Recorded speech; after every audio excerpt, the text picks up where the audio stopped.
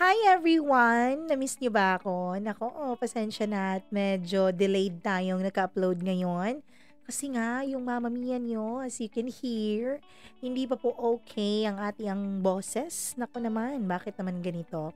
Pero kahit na ganito yung boses natin, pipilitin pa rin nating mag-record at mag-upload para sa inyo. Kasi alam ko na maraming nag-aantay, may mga ito lang ang kinukunan ng lakas sa bawat araw, which is maraming salamat po sa inyo. I'm so blessed and honored na ako po ay isa sa mga pampatanggal ninyo ng lungkot, pampatanggal ninyo ng sakit, at syempre pampatanggal ng pangungulila nyo sa mga taong mahahalaga sa inyo. Maraming salamat po dahil ginagawa nyo akong parte sa inyong araw-araw. Kaya naman, kahit medyo wala pa tayong boses, pipilitin nating mag-record para po sa inyong lahat. Maraming salamat. At bilang pasasalamat po sa inyo na nais ko pong batiin lahat ng makakaya kong batiin ngayon kasi alam ko marami na ang nagagalit. Kasi medyo mahaba-haba raw yung batian natin. Pasensya na po. Ito lang po talaga ang tanging paraan para makabawi man lang ako sa inyo kahit konti. Hello po kay Maria Lornita Cacho po ba? Hello kay Rosemary Salonga. Maraming salamat sa iyo. And syempre maraming salamat din sa mga taga Riyadh, Saudi Arabia. Maraming salamat Enery Fabon. And maraming salamat dahil na high blood ka dun sa past episode natin. Hello sa K&A siblings. Maraming salamat sa inyo sa mga taga Pangasinan. Marie Roca, maraming salamat. Cornelia Catarman from Surigao del Sur. Maraming salamat po. And maraming salamat Junay.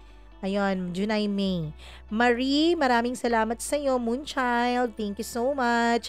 Maraming salamat din sa lahat ng mga nakikinig over there at Hong Kong and from Sweden. Maraming thank you. 29 complicated. Grabe naman talaga. Complicated talaga. Hello po sa mga taga USA. Maraming salamat po sa inyo. Kay sa taga Tagiam Kirod at Jo Marie Kiam Kirod. Jovelyn pala. Jovelyn and Jorami. Maraming salamat sa inyo. Lourdes, thank you so much. And Miranda, Rudy, Lynn, o tama po ba? Francisco, maraming salamat sa iyo. Talia, salamat po sa mga taga-Capiz. Hello sa kay Jocelyn, maraming salamat sa iyo sa pakikinig mo. Shen Sheng, thank you so much. Sa mga taga Panabo City, especially kay Beverly and Annalisa Pakatang. Maraming salamat sa inyo. And syempre maraming salamat din sa lahat ng mga nagko-comment, yung mga mahahaba, yung mga naaapektuhan sa ating mga kwentong inilalahad sa inyo. Maraming salamat po at isinasa puso ninyo ang mga kwentong ating ibinabahagi dito sa ating YouTube channel. Tony Rose, happy birthday sa'yo. And syempre, happy birthday din sa lahat ng mga nag-birthday ngayon. Gail, Luna Lollipop, maraming salamat sa'yo. Mimi, Piapi, Pipaipi. Sorry na. Pipaipi. Hello po. And Nixie sa Kela, LVP Store, maraming salamat sa'yo. Maricel Sanchez, thank you. And sa lahat ng mga taga UGC, maraming salamat. Maraming salamat sa mga taga UAE, Amping Kanunay. Sa mga taga Doha, Qatar, maraming salamat po sa inyo. Colasyon Entertainment, salamat. And syempre, mukhang okay na po yung voice nyo. Hindi ko alam kung makikinig kayo ngayon, okay na ba? Hindi ko alam. Kasi para sa akin parang hindi pa eh. Sa mga taga Qatar, maraming salamat sa inyo. Hello po sa mga gumagaling ang lungkot na nararamdaman kapag naririnig ang ating mga kwento. Maraming salamat. Kahit na may mga pinagdadaanan tayong personal, meron din tayong mga na-inspire. Yan po talaga ang isa sa mga rason kung bakit tayo nagpapatuloy dito sa ating YouTube channel. Hello sa mga taga South Korea, maraming salamat sa inyo. Taga Marikina City, taga Makati City, Helen, maraming salamat sa iyo. And syempre sa mga taga Laguna Troops, ayun, maraming salamat. Especially daw kay Sonny Fahora. And maraming salamat sa mga taga Mindanao. Hello po sa inyo. Balita ako, magiging ibang country na kayo. Charot lang. Tayo pala. Hello po sa inyong lahat. And maraming salamat sa lahat ng mga nakikinig. Cutie Hot Mom. Naku naman, grabe naman tong pangalan na to. Parang pang ano ah. Di ko na lang sasabihin. Maraming thank you sa inyo. And syempre sa lahat ng mga bagong nagko-comment dito. Sa mga taga Eastern Summer, God bless po sa inyo. Hipapad. Ayun, sa taga Hipapad. Hello po kay Rosana Gonzales. Maraming salamat sa iyo, Rosana. Ayun, kahit na medyo galit ka. Hello po, maraming salamat sa iyo. And kay Jean Gonzales, thank you so much. Maraming salamat Miss J. Ayun, kay Corneli Baron Glass from Frankfurt, Germany. Tama po bang pagkakabasa ko? Hello po kay Dave Nolvido. Maraming salamat. Josie, Mary Jane, Marley Hermogenes. Maraming salamat. Beach, Kim, Sexy. Wow. Grabe naman. Sana all sexy. Hello, Presti of Russia. Listening from Russia, Moscow. Maraming salamat sa inyo. And Bagay Jerry, thank you so much. Lumuntad, Belinda, maraming salamat sa iyo. And maraming salamat din sa lahat ng mga nagko-comment ng mga mahahaba. Maria Elena, Joanne, Maria Rapada, Gimaras Girl, Janjan Malinaw, Mila Imperial, ayun. And sa lahat po ng mga hindi natin nababasa, hello po sa inyong lahat. Nakakadurog daw po ng puso ang ating kwento.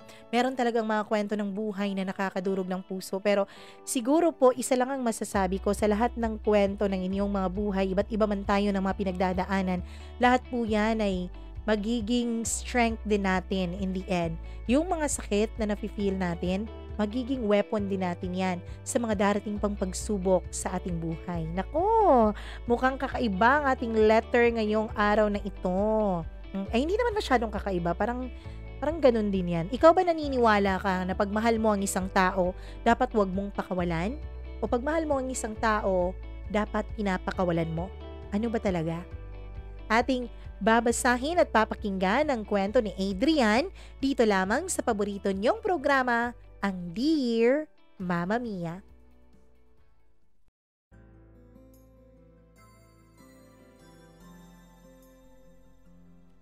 Loving someone is letting them spread their wings. Kahit nangangahulugan itong ikaw ang maiiwan sa ere. Ikaw ang babagsak sa lupa at ikaw ang masasaktan kasi wala namang mga kamay na nakahandang sumalo sa'yo. Dear Mama Mia, minsan may mga pagbabagong bigla-bigla na lang dumarating sa ating buhay nang hindi tayo handa. Mga pagbabagong kung minsan ay hinihiling mo na sana ay hindi na lang nangyari ang lahat. Ako si Adrian, isang lalaki ngayon ay isang malaking sawi sa pag-ibig. Mama Mia, bago ko po simulan ang aking kwento ay nais ko munang bumati ng isang magandang araw sa iyo at lalong-lalo na sa mga katulad ko na araw-araw na nakaabang sa mga kwentong ina-upload mo sa iyong YouTube channel. Mama Mia, sabi po nila ang mga lalaking katulad ko ay hindi mahihilig sa mga ganitong drama. Pero sadyang wala silang alam tungkol sa isang lalaki. Kami po kasi Mama Mia ay hindi po namin pinapahalata ang aming mga damdamin sa iba. Palihim po ako kung nakikinig sa inyong kwento. Mama Mia, sisimulan ko po ang kwento ng buhay ko nung high school pa lamang ako. Nung makilala ko ang isang babaeng nakapagpabago ng takbo ng aking buhay. Itago natin siya sa pangalang Kelly. Transferee si Kelly nung second year high school kami. At siguro nga Mama Mia, masasabi kong tadhana. Dahil naramdaman ko talaga na itinakda kami ng Diyos para sa isa't isa. Ano ba naman kasi Mama Mia, sa dinami-dami ng bakanteng upuan noong nag-transfer siya sa school namin, ay sa katabing upuan ko pa talaga siya pinaupo ng aming teachers kahit na magkalayo naman ang mga letra ng aming apelyido. Ganon kasi talaga ang seating arrangement sa amin noon. Kung sino yung mga magkakatabing simula ng kanilang apelyido ay yun ang magkakatabi sa upuan. Mama Mia, nung una ay hindi ko naman napapansin si Kelly. Dahil masyado rin siyang snob, masyado rin siyang walang pakialam.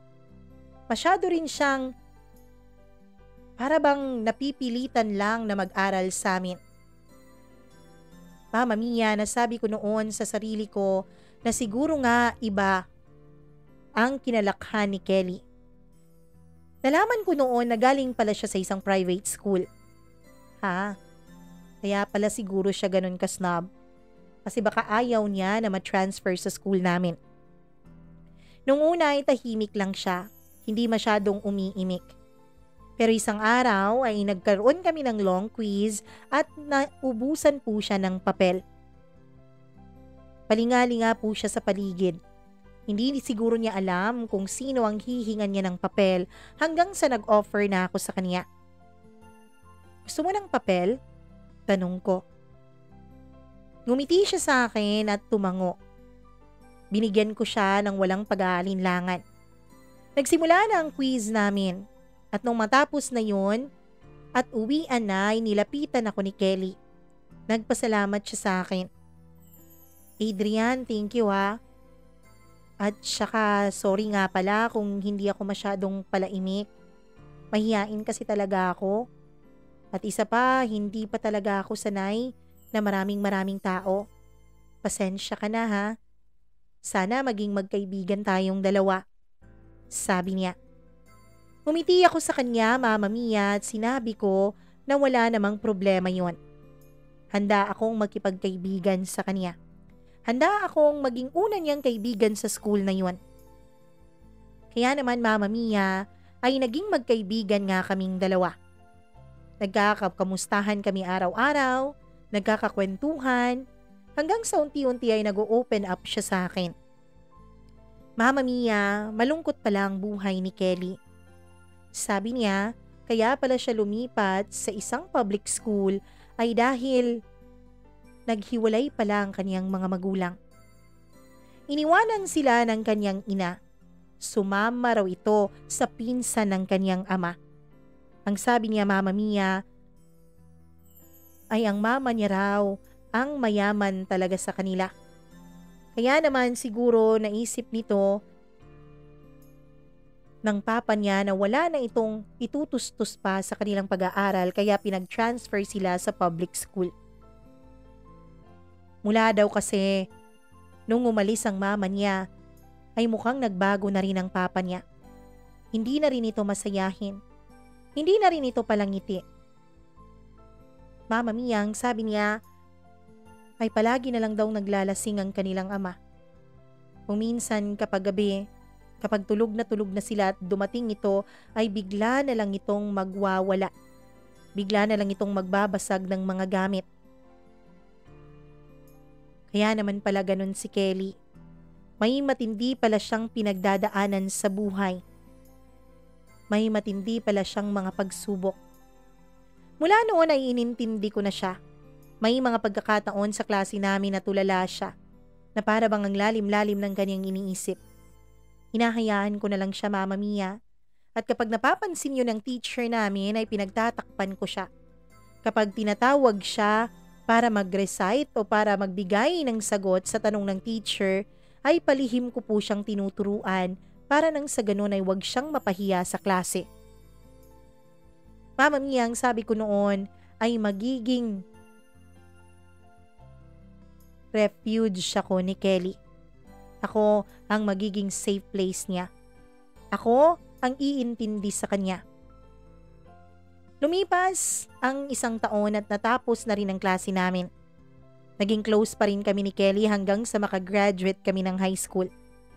Nung college, Mama Mia, ay sa isang state university ako nag-aaral at doon rin si Kelly dahil ang sabi niya ay wala naman daw talaga silang pampaaral sa kanya. Yung kanyang allowance nga ay tita niya ang nagbibigay. Dahil hindi na raw talaga niya maaasahan ng kanyang ama na kung sino-sinong babae na lang din ang dinidate. Ang sabi niya ay hindi niya raw magawang magalit sa papa niya. Dahil nakikita niya raw na nasasaktan pa rin ito sa ginawang paglayo at pagtataksil ng kanyang ina. Mama Mia, kahit na may mga problema pa rin si Kelly ay unti-unti ko namang nakikita ang improvement sa kanya. Meron na rin siyang mga ngiti sa kanyang mga labi. Hanggang sa nung mag second year college na kami, ay hindi ko na talaga napigilan ang sarili ko. Inamin ko na sa kanya ang nararamdaman ko. Kelly, pasensya ka na ha kung may aaminin ako sa'yo. Hindi ko na kasi kaya pang itago, lalo na ngayon na merong umaaligid sa'yo.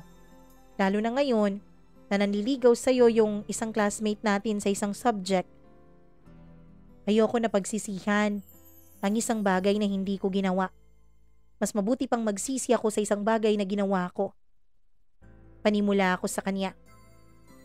Hindi ko alam kung paano babasahin ang kanyang itsura nung panahon na yon. Tumingin lang siya sa akin. Bakit, Adrian? May problema ba? Tanong niya. Wala naman, pero may nararamdaman ako. Kelly, gusto ko sanang malaman mo na mahal kita. Matagal na. Matagal ko nang nararamdaman to pero itinatago ko lang. Kasi ang gusto ko sana ay maging magkaibigan tayo pero ngayong may umaligid sa'yo, hindi ko alam kung kakayanin ko kapag may kita kong may kasama kang iba. Sabi ko sa kanya. Ngumiti si Kelly sa akin ng pagkatamis-tamis. Bakit naman ako magkakaroon ng kasamang iba? Nasanay na ako na ikaw ang kasama ko. Nasanay na ako na sa'yo ko sinasabi ang mga problema ko. Nasanay na ako na ikaw ang laging nandyan para sa akin. Adrian, kahit hindi mo pa naman sinasabi noon, ay ramdam na ramdam ko naman ang pagmamahal mo sa akin. Ramdam na ramdam ko naman ang pagpapahalaga mo sa akin. Kaya alam ko na tunay at tapat ang intensyon mo. Kaya sige Adrian, mahalaga ka rin naman sa akin. Mahal rin naman kita. Actually, noong una pa lang na nakinig ka sa kwento ko ay minahal na kita. Pero sana Adrian, wag mo akong sasaktan ha. Alam mo kasi meron akong trust issue pagdating sa ganyan. Alam mo naman ang mga pinagdaanan ko, di ba? Tanong niya. Oo naman, syempre. Pangako, Kelly. Hinding-hindi kita sasaktan at hinding-hindi kita iiwanan. Lagi kong ipaparamdam sa iyo ang pagmamahal ko. Lagi kong ipaparamdam sa iyo na nandito lang ako. Mahal na mahal kita. Ako rin, Adrian. Mahal na mahal kita. September 13 yun, Mama Mia. 2 araw bago ang birthday ko nung sinagot niya ako. Masayang ang puso ko. Pinangako ko noon sa sarili ko at sa Diyos na mas aalagaan ko si Kelly. Mas ipaparamdam ko sa kanya ang tunay kong pagmamahal. Mas ipaparamdam ko sa kanya na kapag iniwanan na siya ng mga tao sa paligid niya ay nandito pa rin ako. Mamahalin ko pa rin siya ng buong buo at aalagaan. Kelly, sana pagdating ng araw ay mapapakasalan kita. Naku Adrian, wag mo nga akong sinasabihan ng ganyan. Second year college pa tayo, no?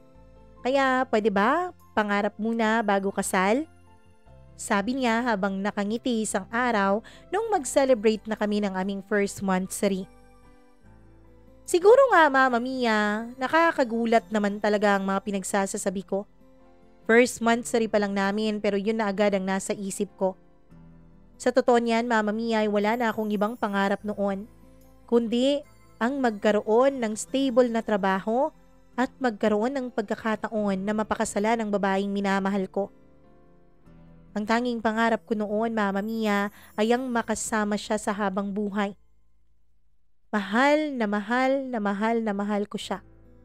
Kaya naman sinabi ko noon sa sarili ko na siya ang gagawin kong sentro ng buhay ko. Siya ang gagawin kong sentro ng mga pangarap ko. Nagpursigi ako sa pag-aaral. Mama Mia, nirespeto ko po si Kelly sa mga taon na magkarelasyon kaming dalawa. Oo, kahit na gustong gusto ko siya, kahit na mahal ko siya, Mama Mia, hindi ko pa rin talaga sinasabi sa kanya ang mga problema ko. Ang gusto ko kasi ako ang tagasalo ng problema niya at wala siyang maririnig mula sa akin na problema. At ang gusto ko kasi Mama Mia ay makita niya na meron naman akong patutunguhan sa buhay. Na kapag ako talaga ang pinili niya hanggang huli ay wala siyang magiging sakit ng ulo.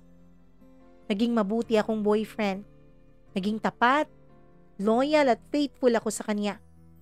Pinakita ako sa kanya, Mama Mia, na lagi lang akong nandito para sa kanya.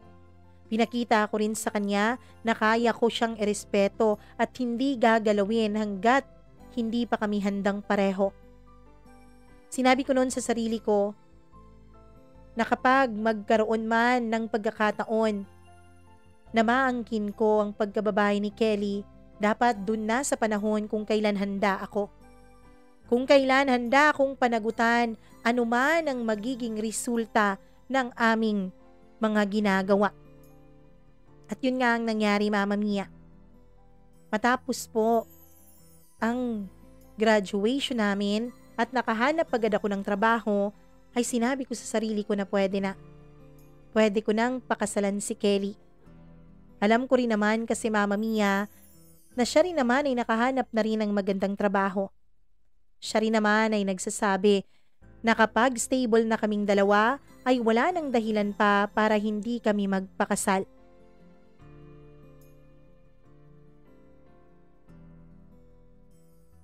Kelly, ngayon na regular na tayong pareho sa ating trabaho, pwede ko na bang tanungin ang matagal ko nang gustong itanong sa'yo? Sabi ko sa kanya isang gabi habang nagdi-dinner kaming dalawa. Adrian? Anong sinasabi mo dyan? Tanong niya. Bigla akong lumuhod sa harapan niya at kinuha ko ang singsing sa bulsa ko. Kelly, kasi ikaw ang pangarap ko. Ikaw ang hinihiling ko sa Diyos. Pangarap kong magkaroon ng pamilya kasama ka. Pangarap kong ikaw ang magiging ina ng magiging mga anak ko. Kelly, handa na ako. Will you marry me? Tanong ko sa kanya. Adrian, ano ba? Tumayo ka dyan, nakakahiya. Sabi niya sa akin na pinipilit akong hinihila. Mama Mia, mahal na mahal ko po talaga si Kelly. At nasasaktan ako sa mga nakikita ko sa kanyang mga mata noon. Para bang nahihiya siya sa ginawa ko.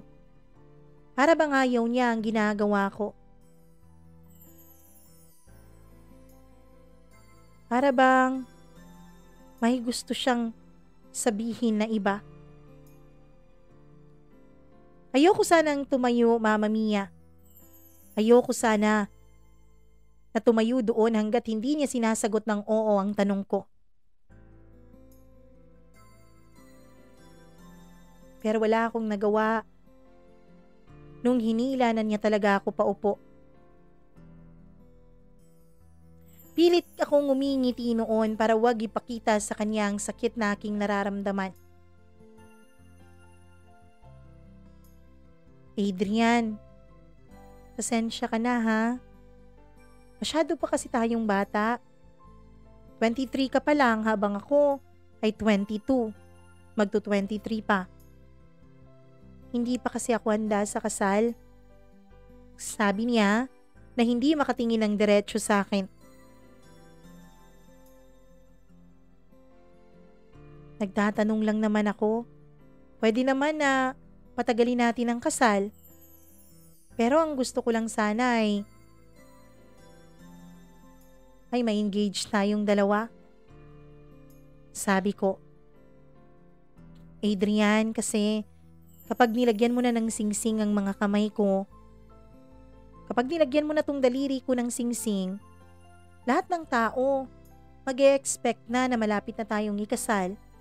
Lahat ng tao magtatanong na. At alam ko na kapag sinuot ko yan, aasa ka na rin na sa mga susunod na taon ay magpapakasal na ako sa'yo. Adrian, kasi marami pa akong gustong mangyari sa buhay ko. At marami pang pwedeng mangyari sa buhay mo nang wala ako. Kelly, anong ibig mong sabihin nang wala ka? Hihiwalayan mo ba ako? Tanong ko. Yumuko siya, Mama Mia. Adrian, sorry ah. Alam ko na malaking parte ka ng buhay ko. Alam ko na kung wala ka noon, siguro hindi ko nakayanan ang lahat ng mga pagsubok na dumating sa akin. Siguro hindi ko nakayanan ang mga sakit na pinagdaanan ko. Maraming salamat talaga at hindi mo ako pinabayaan. Maraming salamat at minahal mo ko. Pero Adrian, si Mommy kasi, sabi niya, Mommy, yung mama mo bumalik na? Tanong ko. Umiling siya, Mama Mia, at yumuko. Nakita kong tumulo ang 2 patak ng luha sa kaniyang mga mata. Si Mommy kasi, Adrian, sabi niya, ipipetisyon niya raw ako sa Canada. Nandun na kasi siya kasama yung bago niya. Sabi niya mas maganda ang magiging buhay ko doon. May trabaho nang naghihintay sa akin. Trabaho na hindi katulad ng trabaho ng karamihan sa mga Pilipino. Trabaho na pwedeng magkaroon ng career growth. Adrian, gusto ko yun eh. Gusto ko na magkaroon ng pangalan sa ibang bansa. Sabi niya. Pero di ba galit ka naman sa mama mo? Di ba ayaw mo naman siyang makasama? Bakit ngayon parang gusto mo nang sumama sa kanya at iwan kaming lahat dito? Tanong ko. Adrian, sorry ah. Oo, may tampo ako sa mama ko pero sa mga pagkakataong ganito, alam ko na kailangan ko siya. Kaya susubukan ko, Adrian. Susubukan ko siyang bigyan ng pagkakataon para maging ina sa akin. Pero Kelly, hindi naman natin kailangang maghiwalay, di ba? Hindi naman natin kailangan na tapusin ang lahat sa atin para matupad mo ang mga pangarap mo. Talaga, Adrian? Papayag ka kahit malayo ako sa'yo? Papayag ka na pumunta akong Canada kahit hindi ka kasama? Papayag kang maiwan dito? Sunod-sunod niyang tanong. Kelly, mahal kita. Mahal na mahal kita. Kaya hindi ako magiging hadlang sa mga pangarap mo. Hindi ako ang magiging hadlang sa mga gusto mong gawin sa buhay mo. Mahal kita, Kelly, kaya hahayaan kita. Sana sa pagbalik mo, isuot mo na tong singsing na daladala ko. Dahil kahit na anong mangyari para sa'yo to, kahit na anong mangyari, ikaw pa rin ang pipiliin ko. Ikaw pa rin ang hihintayin ko. Pagkasabi ko noon, Mama Mia, ay nilapitan ako ni Kelly. Hinawakan niya ang mga kamay ko. Pagkatapos ay tinignan niya ako ng mata sa mata. Pagkatapos ay hinalikan niya ako. Kahit maraming tao doon ay hinalikan niya ako at niyakap. Pagkatapos namin kumain, Mama Mia, ang sabi niya ay pumunta raw muna kami sa isang lugar. Sabi ko saan, pero sabi niya siya na raw ang bahala. Humara siya ng taxi. Nagulat ako nung huminto ito sa isang hotel. Kelly, anong gagawin natin dito? Tanong ko. Nandito tayo para ipakita ako sa iyo kung gaano kita kamahal, Adrian. Kung gaano kita pinapahalagahan. Mama Mia! Nag-check-in kami sa hotel na yon. Pagkapasok namin sa hotel, ay niyakap niya ako ng mahigpit. Tiningnan niya ako sa mga mata ko. Pagkatapos ay unti-unti niyang inilalapit ang kanyang mga labi sa akin. Hinalikan niya ako ng banayad. Banayad na banayad. Halik na punong-puno ng pagmamahal. Gumanti rin ako sa halik na yon.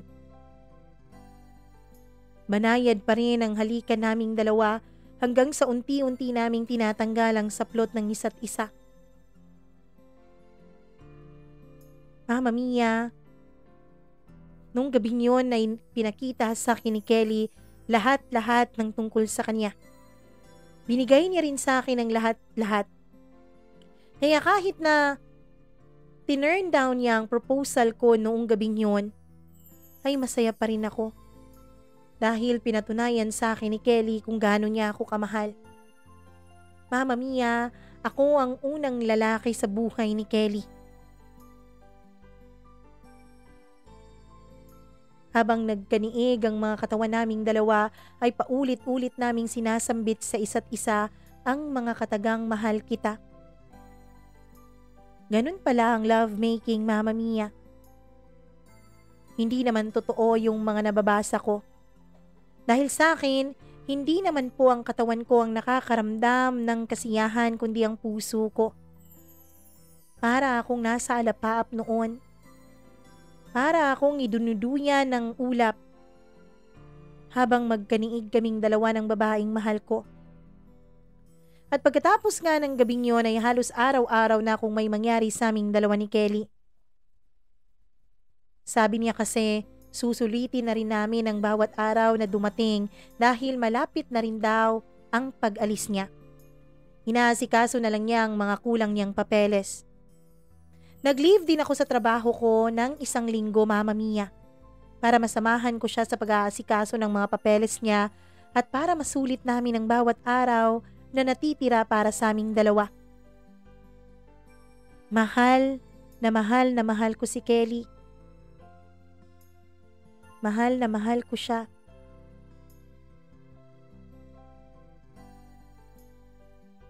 Kaya naman ang sabi ko sa sarili ko, papakawalan ko siya kahit masakit sa akin. Ibibigay ko sa kanya ang kalayaan niya para matupad ang mga pangarap niya. Kung pwede lang, Mama Mia, nahawakan ko ang kamay ng orasan nung mga panahon na yon para wag nang tumakbo. Kung pwede lang, hilahin ko pabalik ang mga panahon at ang mga araw ay matagal ko nang ginawa para wag lamang mawala sa akin ang babaeng pinakamamahal ko. Pero ano ba ang magagawa ko kung yun ang hinihiling niya? Kung yun ang kinakailangan niya? Kahit ayaw ko, kahit nasasaktan ako, ay dumating pa rin ang panahon. Ang panahon ng kanyang pag-alis. Habang hinahatid ko siya sa airport, Mama Mia, ay hindi ko na talaga mapigilan ang luha sa aking mga mata. Ganon din naman si Kelly. At nung nasa airport na kami at paboarding na siya, ay niyakap niya ako ng mahigpit na mahigpit. Niyakap ko rin siya ng mahigpit. Inaramdam ko sa kanya na ayoko siyang pakawalan. Baka sakali, Mama Mia, na magbago ang isip niya noon. Baka sakali na sabihin niya sa akin na hindi na siya aalis dahil hindi niya kakayanin na hindi ako makasama. Pero makalipas ang halos 3 minuto, ay bumitaw na siya sa pagkakayakap ko. Mag-iingat ka, Adriana. Mahal na mahal kita. Sabi niya. Mag-iingat ka rin, Kelly. Mahal na mahal din kita. Pagkatapos niyang sabihin sa akin yon, Mama Mia, at pagkatapos kong sabihin sa kanya yon, ay naghalikan muna kami bago niya tuluyang hinila ang kanyang hand carry papasok ng boarding gate. Nilingon niya ako sa huling pagkakataon. Umiiyak siyang kumakaway sa akin. Habang ako, Mama Mia, ay nag-uunahan sa pagpatak ang mga malalaking patak ng luha ko.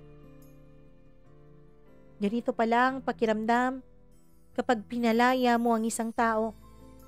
Ganito palang pakiramdam kapag binigyan mo siya ng pagkakataong lumayo sa'yo kahit ang totoo ay masakit na masakit yun para sa piling mo.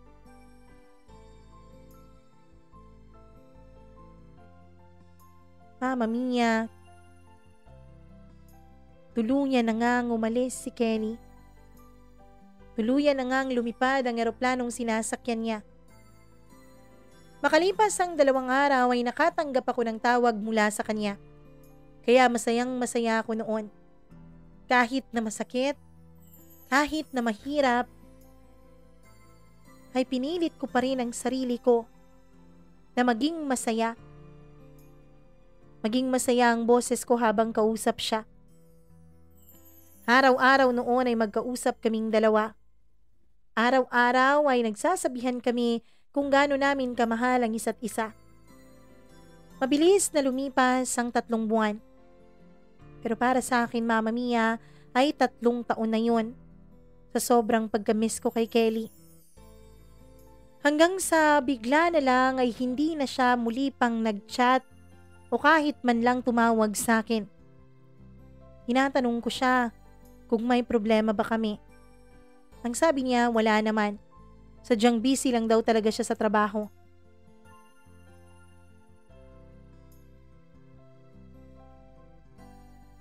Mama Mia, tinanong niya ako kung kakayanin ko pa ba raw na magantay sa kanya ng mas matagal. Sabi ko kaya ko. Pero ang sabi niya, Mama Mia, wag ko na lang daw siyang antayin. Maghanap na lang daw ako ng iba. Maghanap na lang daw ako ng taong magmamahal sa akin. Ng taong kakalinga sa akin. Maghanap na lang daw ako ng isang taong magmamahal sa akin ng buong buo.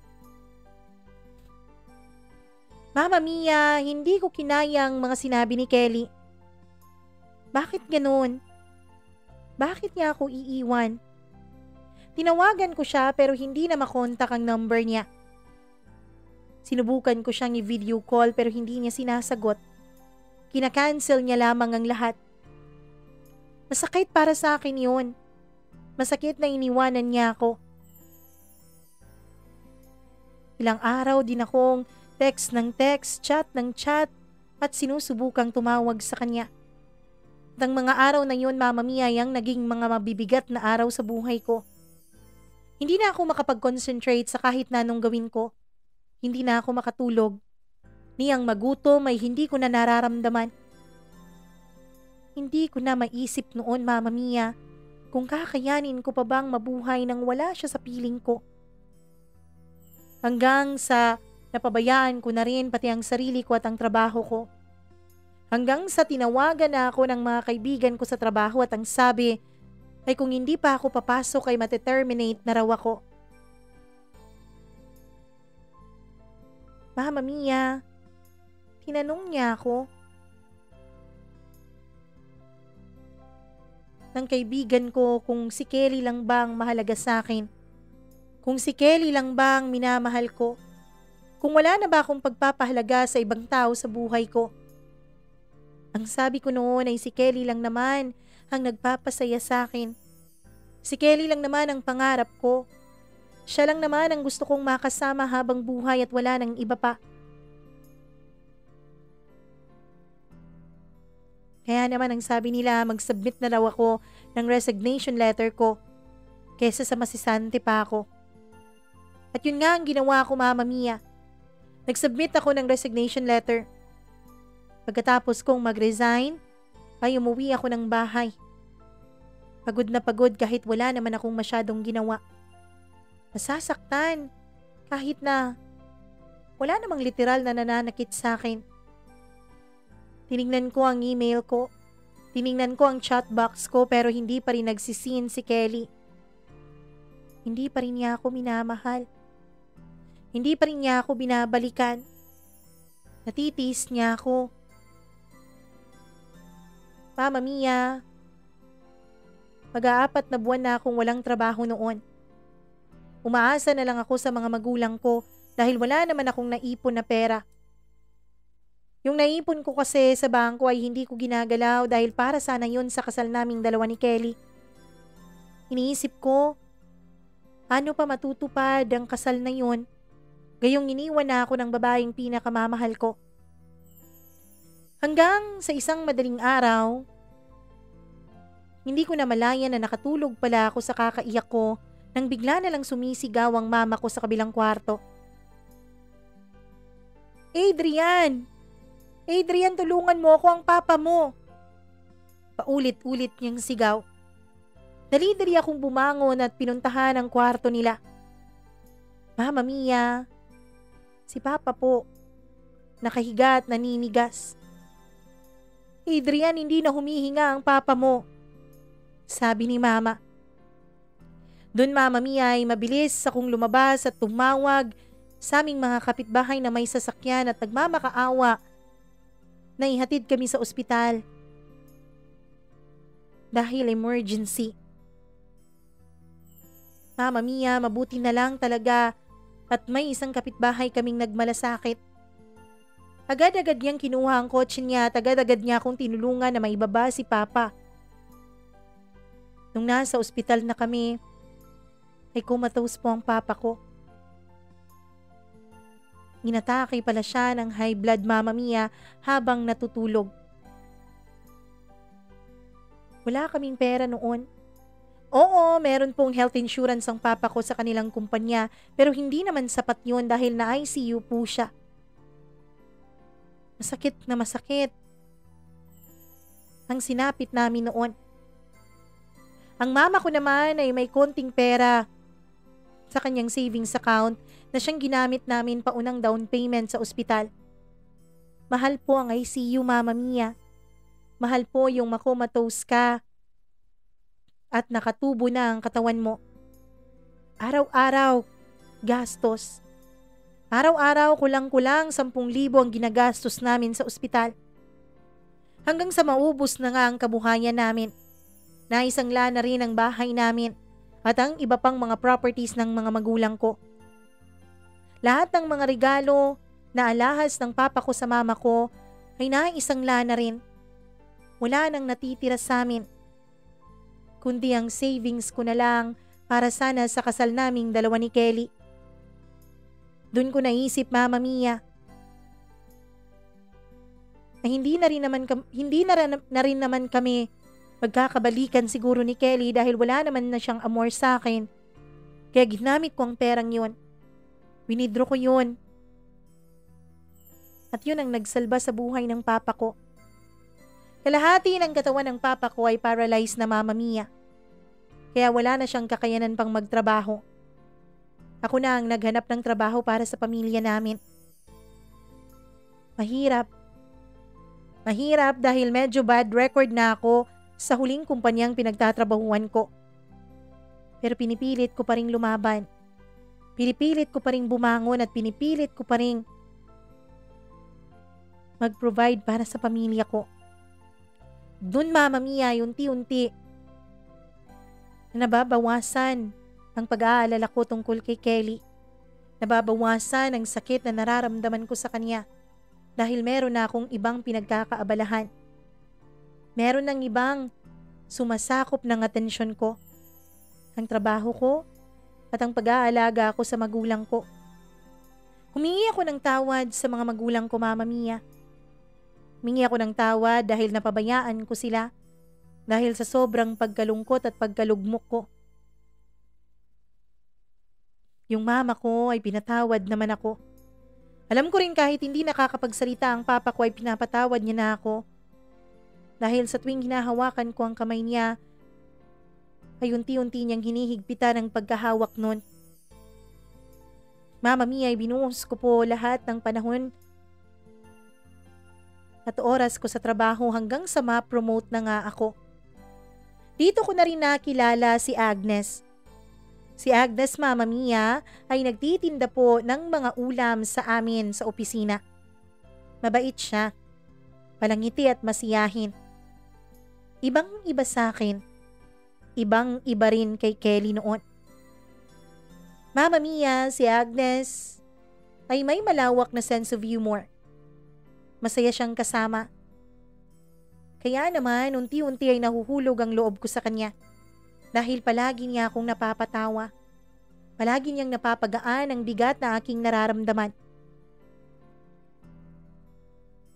Hanggang sa hindi ko na napigilan ang sarili ko na ibigin siya. Hanggang sa hindi ko na napigilan ang sarili kong mahalin siya. Niligawan ko si Agnes, Mama Mia.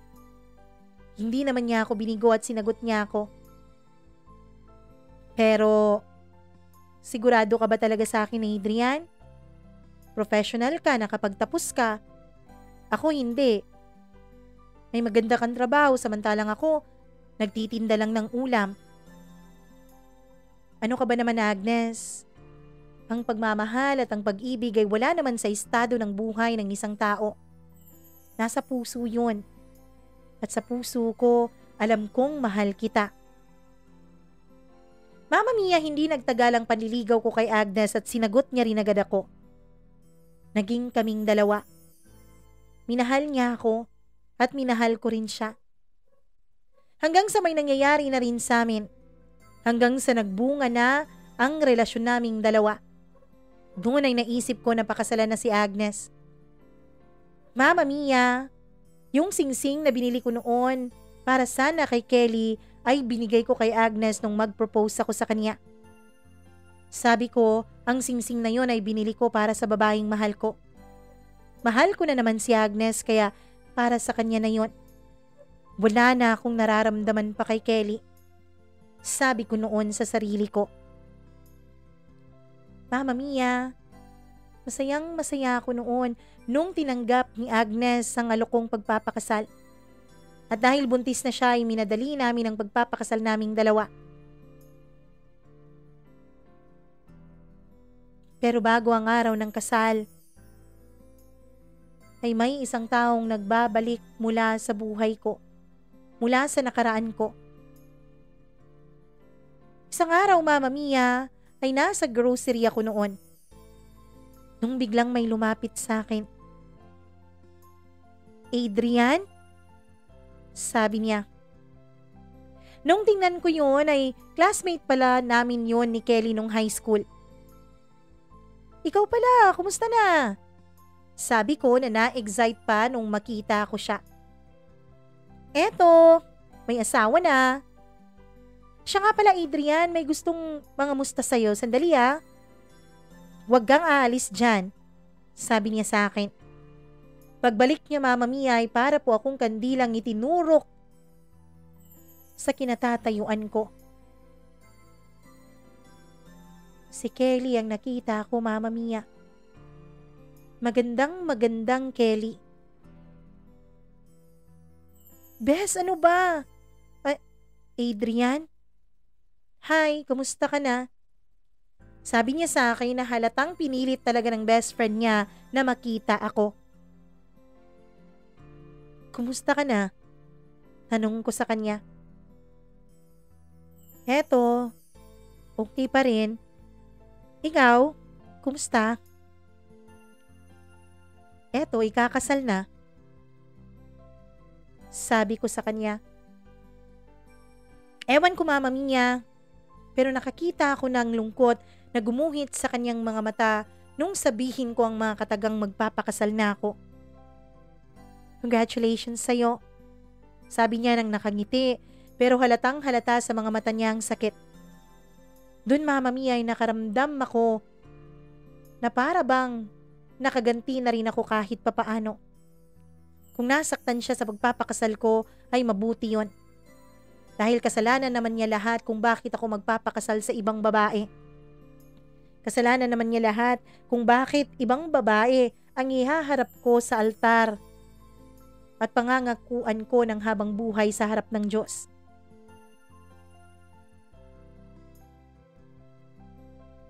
Mama Mia, matapos ang meeting na yon ay bigla na rin siyang umalis dahil kailangan na raw niya at may lakad siya. Hindi ko na siya pinigilan. Wala naman rin akong balak na kausapin pa siya o humingi pa ng closure sa kanya. Magpapakasal na ako, di ba? Kaya mas pipiliin ko na ang babaeng kasama ko ngayon. Kakalimutan ko na ang nakaraan namin. Kakalimutan ko na ang babaeng nang iwan sa akin sa ere. Ang babaeng labis-labis kong minahal na nagawa kong pakawalan para lamang sa kaniyang mga pangarap. Kakalimutan ko na siya. Pero Mama Mia, magsisinungaling ako kung sasabihin kong hindi ako binabagabag ng damdamin ko. Kung sasabihin kong hindi ako binabagabag ng konsensya ko. Dahil sa nakita akong sakit na gumuhit sa mga mata ni Kelly noong mga panahong nagkita kami ulit.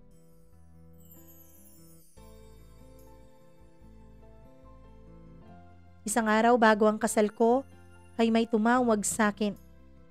Isang unknown number.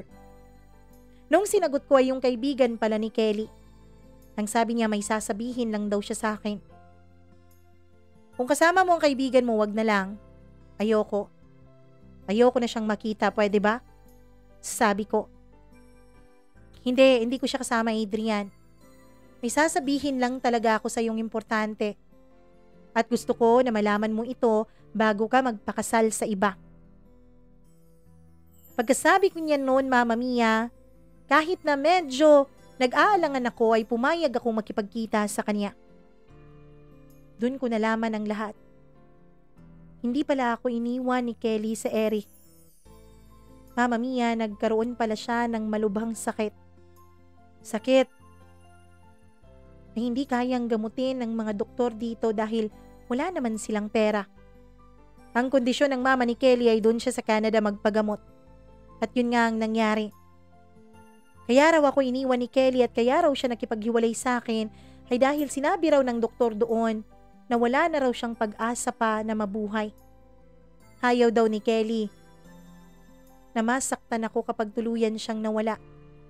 Ayaw daw ni Kelly na may pagsisihan ako kaya mas gusto na raw nito na magalit ako sa kanya nang sa ganun ay mas madali akong makapag-move on. Doon ko naisip, Mama Mia, na isang malaking katangahan ang ginawa kong pagpapasakit sa sarili ko noon. Na hindi pala tunay na iniwan ako ng babaeng mahal ko. Tinanong ko ang kaibigan niya kung nasaan si Kelly. Dinala niya ako sa kanya. Pero wala na kaming Kellyng naabutan doon. Ang sabi nila, Mama Mia, doon sa tinitirhan niya ay umalis na raw ito at flight na raw nito pabalik ng Canada. Sinubukan siyang tawagan ng kaibigan niya pero hindi na siya nakontak. Mama Mia, kahit nakasal ko na kinabukasan, ay hinanap pa rin namin si Kelly sa kung saan-saan. Pero hindi namin siya nakita. Nung gabing yon ay tinawagan ko si Agnes. Hindi ko magawang ituloy ang kasal ko sa kanya. Gayong hindi ko pa nakakausap ng maayos si Kelly. Dahil kahit mahal ko si Agnes, Mama Mia, ay mas mahal ko pa rin si Kelly. Iyak nang iyak si Agnes noon, pero ang sabi niya naiintindihan niya raw ako. Ang sabi niya, nagpapasalamat raw siya at hindi ko siya ikinulong sa isang kasal na wala namang pagmamahal. Kahit nga handa na ang lahat para sa kasal namin ay hindi pa rin yun natuloy. Pero kahit na ganun, Mama Mia, ay pinanindigan ko pa rin ang anak ko kay Agnes. Binigyan ko pa rin ito ng magandang buhay. Makalipas ang 3 taon, ay hindi pa rin ako nakapag-asawa. Hanggang sa may isang masamang balitang dumating sa akin. Mama Mia, uuwi raw ang mami ni Kelly. Dala nito ang abo ni Kelly dahil pangarap raw nito na dito sa Pilipinas mailibing. Oo, Mama Mia. Nagwakas na ang buhay ni Kelly. Nang hindi man lang kami nakakapag-usap dalawa. Hindi pala talaga siya tuluyang gumaling sa kanyang sakit. Naprolong lang ang buhay niya dahil sa medical advanced technology doon sa ibang bansa. Nung dumating si Kelly ay ako agad ang hinanap ng mami niya. Grabe ang iyak ko noon. Parang sa pangalawang pagkakataon ay iniwan muli ako ng babaeng pinakamamahal ko. Pero alam ko na wala na akong magagawa pa kundi ang magpatuloy sa buhay. Hanggang ngayon, Mama Mia, ay wala pa rin akong asawa. Hanggang ngayon ay wala pa rin akong ibang babaeng minamahal.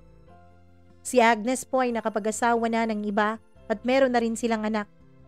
Yung anak ko naman ay nasa poder ko at binibisita lang ni Agnes o dumadalaw lang ang anak ko sa kanila tuwing weekends.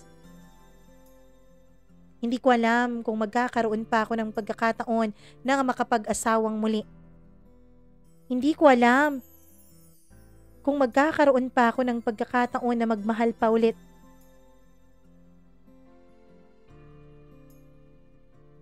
Ang gusto ko noon talaga ay si Kelly lang at wala nang iba. Pero paano yun mangyayari?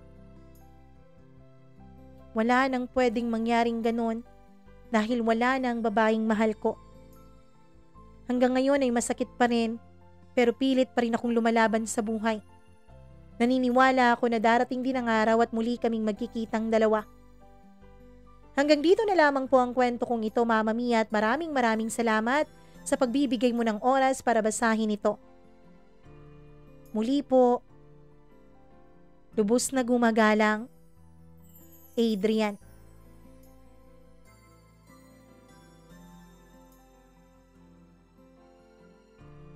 Adrian, napakasakit naman ang kwento ng buhay mo. Napakasakit na kahit mahal na mahal nyo ni Kelly ang isa't isa, ay hindi ka rin nabigyan ng pagkakataon para makasama ng matagal ang isa't isa at para bumuo ng pamilya kasama ang isa't isa. May ganun talaga sigurong pagmamahal. Pagmamahal na hanggang sa panaginip na lang. Pagmamahal na hanggang sa pangarap na lang. Pero kahit na ganun ay dapat lumaban ka pa rin tulad ng ginagawa mo ngayon. Kasi may mga bagay talaga sa buhay natin na hindi natin kontrolado. Mga bagay na nagbibigay sa atin ng labis na kasakitan. Pero ang mga bagay na yun ay siya ring mga bagay na nagpapatatag sa atin. Mga bagay na nagbibigay sa atin ng sapat na lakas ng loob para harapin ng kung anumang mga pagsubok na darating pa sa atin. Tama ka, Adrian. Darating at darating din ang panahon na muli kayong magkikita ni Kelly. Sa ngayon ay mag-focus ka na lang muna sa buhay mo kasama ang anak mo. Kung may inilaan ng Diyos para sa iyo, darating at darating yon. Kasi lahat ng nilaan ng Diyos para sa atin ay magiging atin sa bandang huli. At walang kahit sino man o anuman ang makakapigil nun. Huwag mo lang kakalimutan ng Diyos at magdasal ka ng magdasal. Naway sa mga katulad ni Adrian na dumadaan ngayon sa matitinding pagsubok ng buhay, nawa po ay maging matatag kayo. Nawa po ay huwag niyong kalimutang tumawag sa Diyos. Nawa po ay maging masaya pa rin kayo sa kabila ng mga pinagdadaanan ninyo. Maraming salamat sa inyong pakikinig. Kung nagustuhan nyo ang kwentong ito ni Adrian, paki-like at paki-share ng video na to at huwag nyo rin kalimutan na i-subscribe ang ating channel. Pagkatapos ay i-click ang notification bell para lagi kayong updated sa bawat video na ating i-upload. Muli po, humihingi ako ng pasensya sa boses ko at nagpapasalamat rin ako sa walang sawa niyong pagsuporta kahit na medyo boses palaka na po tayo at hindi na boses babae. Pasensya na po. Muli po, ako ay nagpapasalamat ng lubos kung may sarili kayong kwento ng buhay. Sana ay huwag kayong magatumiling i-send yan sa akin, mamamiacdo0317@gmail.com at bibigyan ko po yan ng pagkakataon para mai-share sa lahat ng mga nakikinig sa atin araw-araw. Muli po, ako ang inyong Mama Mia. Huwag niyong kalimutan na i-view, panoorin o pakinggan ang anumang video na nasa ating channel. Marami na po yan. Kung bago kayong subscriber, please click the Mama Mia CDO sa baba. Pagkatapos makikita nyo yung ibang mga episodes natin na baka hindi nyo pa napapakinggan. At kung meron kayong oras, naway pakinggan nyo rin ang mga yon. Maraming salamat muli. Ako po si Mama Mia at magandang araw sa inyong lahat.